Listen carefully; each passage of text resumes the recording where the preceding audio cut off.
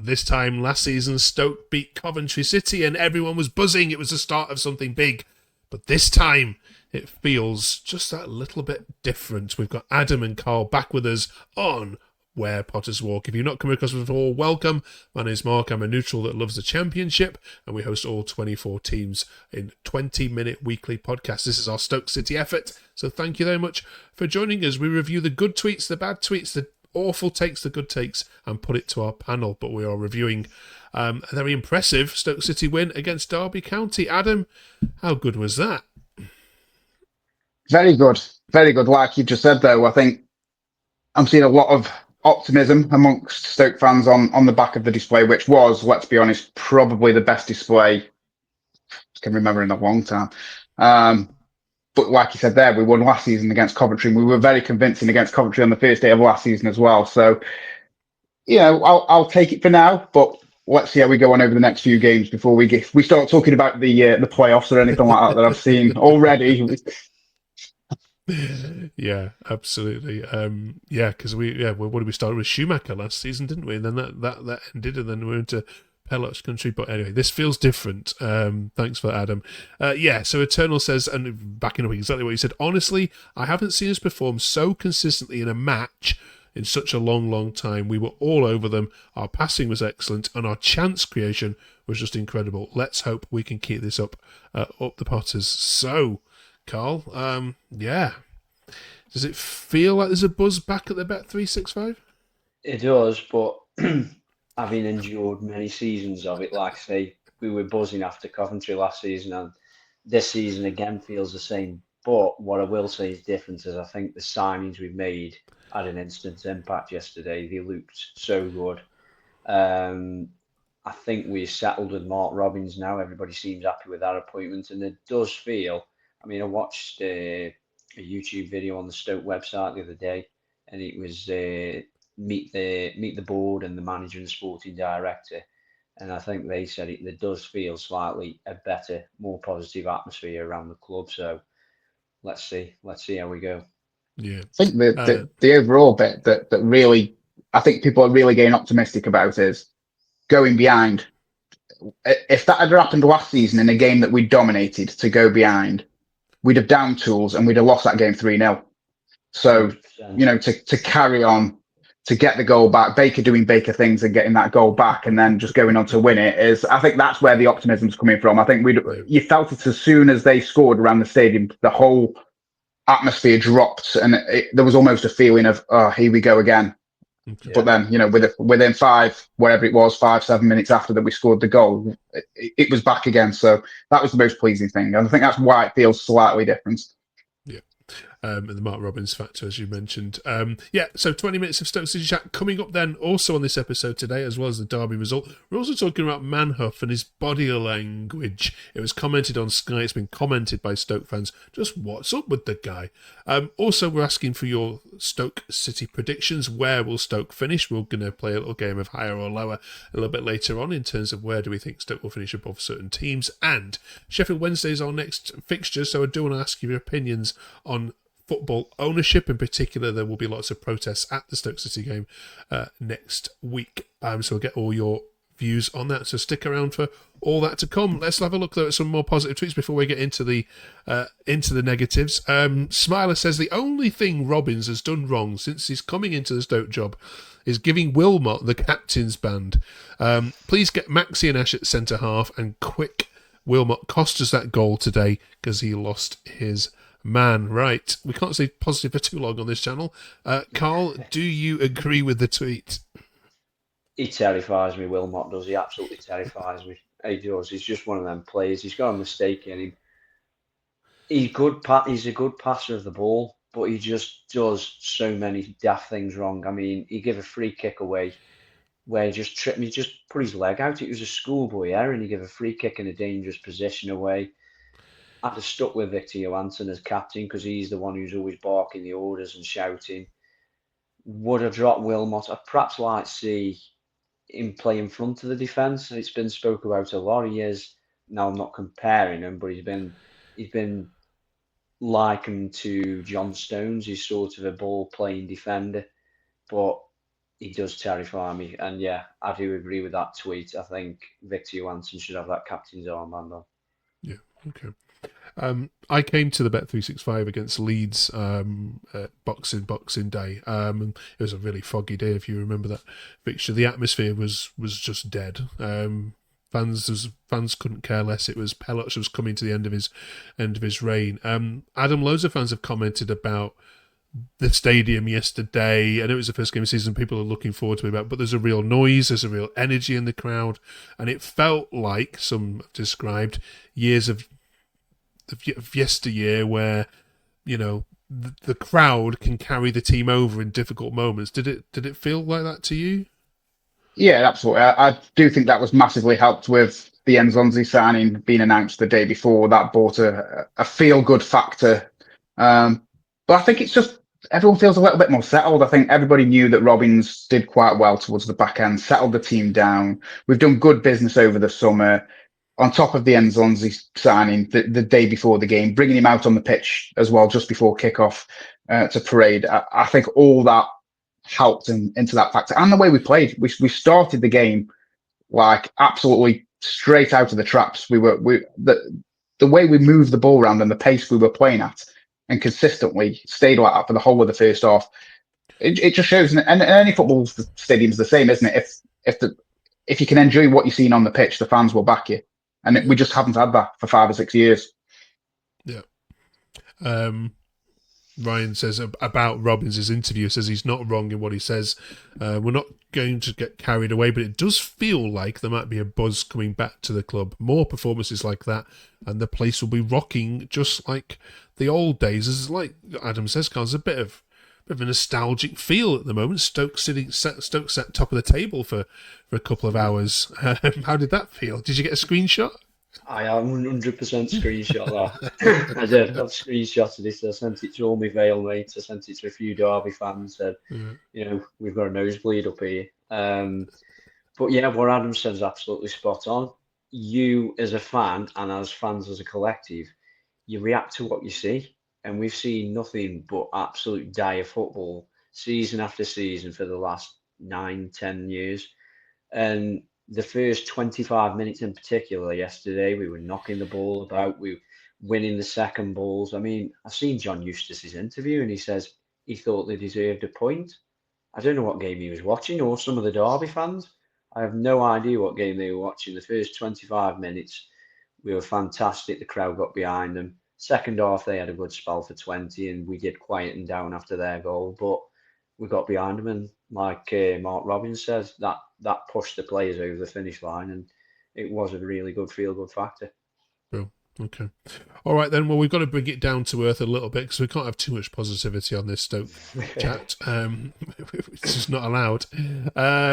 So, TG Sports Cards says, I love it, but, Adam, please drop Manhoef. His attitude is shocking. He thinks he's something. He's really not. Right. Where do you stand on this?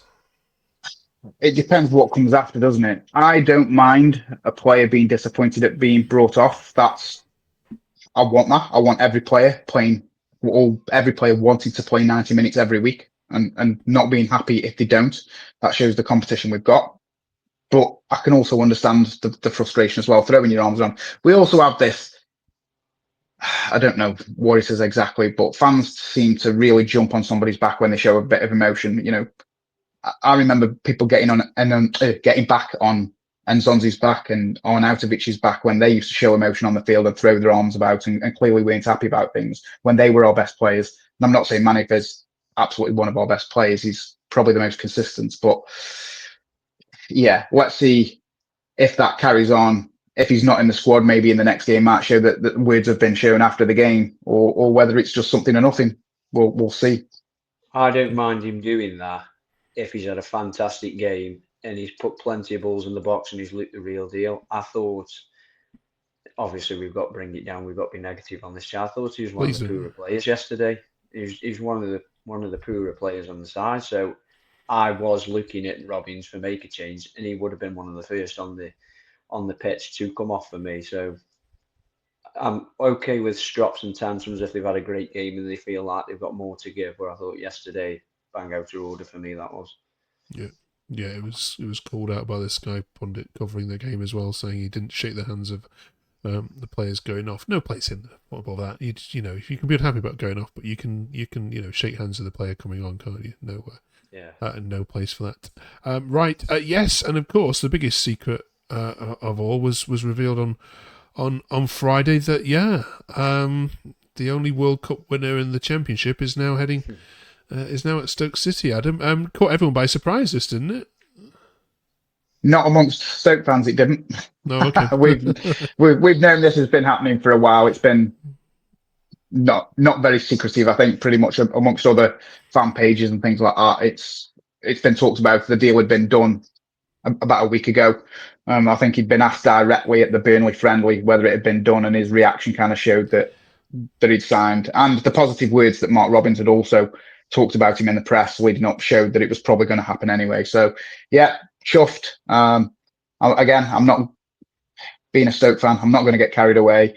I know what he did last time, but that was, 10, 12 years ago. And yes, he's a World Cup winner, but also he was playing in Iran last year. So I don't know what standard that is. It could be the same standard as the dog and duck. I don't know. So I'll wait till we see him on the field first. But I think, again, we've got a very, very young squad. So to have a World Cup winner in the squad and lend that experience, the same as the signing of Cresswell, which has been brilliant. Two really good heads there to mentor that younger squad. So, yeah, I'm all for it. Okay, brilliant. We'll see how it goes. I can't imagine Carly's going to get 46 games this season. But, he's not been signed for that, has he? No, I think, like Adam's just said, I think it'll be his leadership. I think his footballing knowledge and his footballing brain, the talent he's got will still be there, but obviously I don't think he'll have legs for 90 minutes. I think he'll be brought on for sure a game up. Perhaps if, we're in the lead, he'll come on as a calm head and keep all the young uns intact. So I think he was signed for the dressing room and the dressing room, it's put a feel-good factor around the club again. It's a shrewd signing, really, a clever one, I think. For it's a free with our PSR situation. It was a very clever move, I think. Excellent. Right, nearly there. Then let's get some predictions from you both. Then, Stoke haven't finished higher than 14th ever since they've been relegated from the Championship. The Premier League. Sorry, feels like this could be the season. Let's see. I mean, most pundits have put Stoke somewhere between 14th and 20th from what I've seen. Let's see if you've gone a bit higher. Adam, I'll give you a team. Just say higher or lower, like the old Bruce Forsyth game. So whether you think Stoke will finish higher or lower, then let's go for it. What about Portsmouth? Higher. Carl, Norwich? Lower. Lower than Norwich, okay. Than Adam, Wrexham? Ooh. Lower. Lower than Wrexham, okay. Carl, Preston? Higher. Okay. Adam, Watford?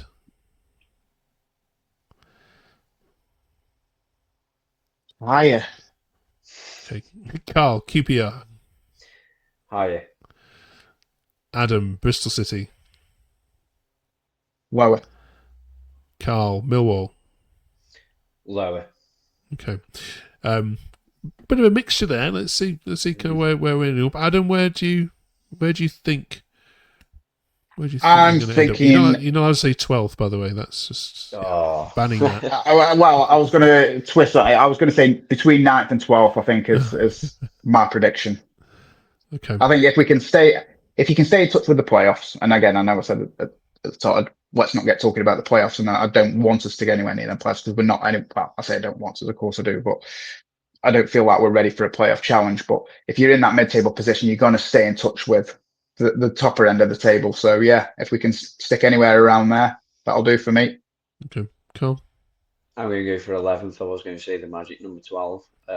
Since that one got banned, I'll just go one up. 11th. I think he's going to be an improvement, a steady improvement.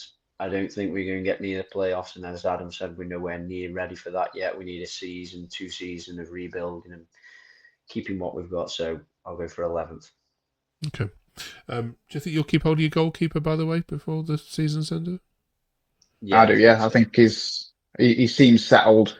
Just not long had a child, hasn't he? And I think he said right at the end of last season that he's focused on Stoke. And I know all players say they focused on the club, but there seems to be he seems to believe what he says. You know, he seems to be really comfortable and enjoying life at the club. Okay. So Cool. yeah. Okay. Finally, then, next fixture, well, next league fixture after the League Cup, of course, is going off to Hillsborough for the first time this season in a away game. Obviously, well documented over the summer, the troubles that have befell Sheffield Wednesday, which, in a nutshell, mean they have an owner who is refusing to sell the club and just letting the club literally go to rack and ruin. The stand is falling down and not being replaced. Players haven't been paid. Carl, do you have sympathies for the players and the fans in this situation, and what can we do to? I mean, we are getting a regulator, but do you look at that situation and go, how is that allowed? Yeah, it's disgusting, isn't it? I feel massively, first and foremost, for the fans, because I know it's a cheesy cliche thing to say, but without the fans, football isn't nothing. It's their club. It's, I know they don't own it, but it is their club. It's such an escape for so many people from day to day life, being able to go to the football with your friends, with your family, have a beer, and to watch the football. And you've got somebody there who's not even considering them first and foremost. Obviously, the players not getting paid is also not good, and more than the players, it's the backroom staff, the cleaners, the chefs, the physios, all them lot not getting paid.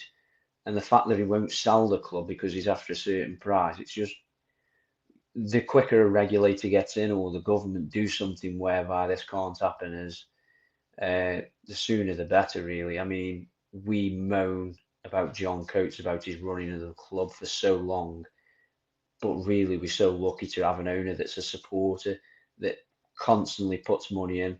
Yeah, he's got many, many things wrong, and he should be held accountable for that. But in terms of keeping the club afloat, putting his money where his mouth is, and financially keeping that club going, we're very, very lucky. Adam? Yeah, I don't get what this fit and proper person test is that the FA do when these owners take over these football clubs. Something needs to be done, and I don't know exactly what it is. Whether it's a regulator, whether it's the FA, because it's not the FA's job at the end of the day either to kind of step in and run a football club when it goes wrong, is it? So I think there should be some power given to fans. And I know we've talked about fans being part of the boards as standard. That's been talked about for a long time. Yeah, a regulator is needed very rapidly, but I do think the FA needs to set something up itself as well, and even at a UEFA standard to look at that and talk about what happens when the owner clearly isn't putting the best interests of the club and the fans first, and whether we setting sanctions and points deductions against the club does nothing. What does that do but hurt the fans even more? So it's not right. Yeah, well said. I mean, people moan about the Coates family, don't they, and have done for a number of years. And obviously, John Walters got pelters last season for the sacking of Schumacher. But when you look at what's going on, you kind of be grateful for what you've got, don't you, Carl? 100%. Like I just said to him, they've done so many things wrong, but they've done so many things right. And financially, they clear the debt with Bet365. They clear the club's debt. They try to keep football affordable. They kept the same season ticket prices for many years now. They still do the free away travel. So, yeah, okay, in the football sense of things, he's done many wrong. But in terms of looking after the fans, I think the Coates family have been unbelievable for that. And I will say, just before we run out of time, John Walters got so many palters. I was one that was giving him those palters, but credit where credit's due. I think this summer, along with getting Robbins in and some of the signings he's made, he does deserve credit for that. Yep. Well said.